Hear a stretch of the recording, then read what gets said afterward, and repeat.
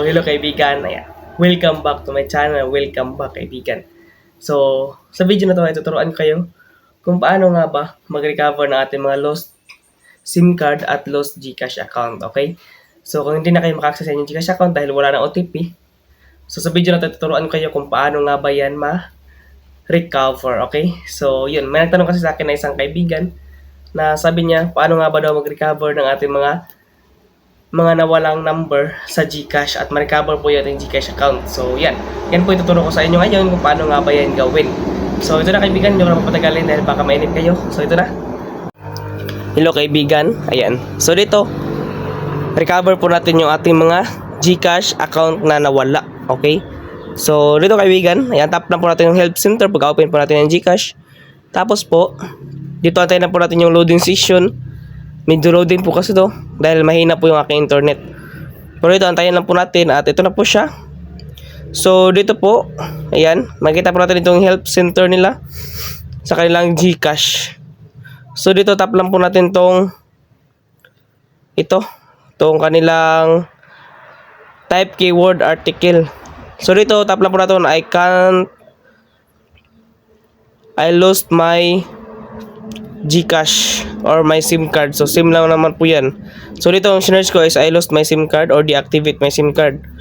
Then, dito, ayan, tap lang po natin to. So, dito, ayan, dito po sa way na to is mag-send po tayo ng form sa kanila na nawala po yung ating mga pera. Para po malaman nila na nawala po yung pera natin at mapalitan po natin ng bagong SIM card.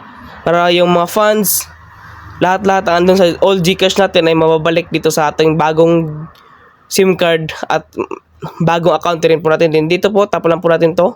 Then dito, ayan, meron po dito mga step by step po sa kanilang GCash. So, antayin lang po natin. Then dito, ito po yung mga accept card po nila.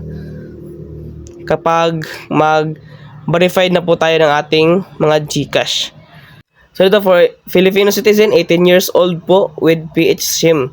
Then, 17, meron ito pa minor. Then, dito, ayan, balik na po tayo sa taas. At makita po natin sa step 1, temporary block your GCash account. So, dito, click lang po natin yan, yung link. Tapos, dito, mag-add po tayo ng files. Pagtapos po ng add ng files, dito, fill upan lang po natin itong ating mga informations dito. Lahat po dito, fill upan. Then, pagkatapos, tap po natin itong submit.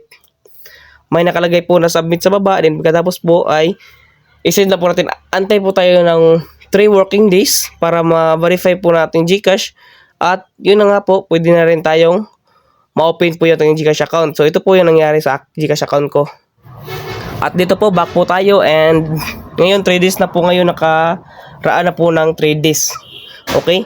So dito ngayon, natanggap akong email, din login na po natin ang aking PIN dito. Nakatanggap ako ng email via GCash na process na po daw at okay na po daw yung account ko. From old number to new number. So ito po yung number ko, 678 po yung last number. Then dito, open na po natin yung aking account. Tapos po, pagka-open po ay ito na po siya nakalagay na may balance pa ko rito na 484 or 484 pesos. Galing po yan sa aking old ngayon. Ang old number din papunta po dito sa new number. So, ito po yung kagandahan. Kung ano po yung andun sa inyong old GCash account, ay yun din po yung matatransfer dito sa inyong bagong GCash number. Then, ito po nakaganda dito dahil fully verified po tayo agad. Ayan, so hindi natin kailangan mag-submit pa ng another number. Or another ID, I mean. So, dito yung kagandahan nito ay ganito po siya. Diba? So, ganyan lang.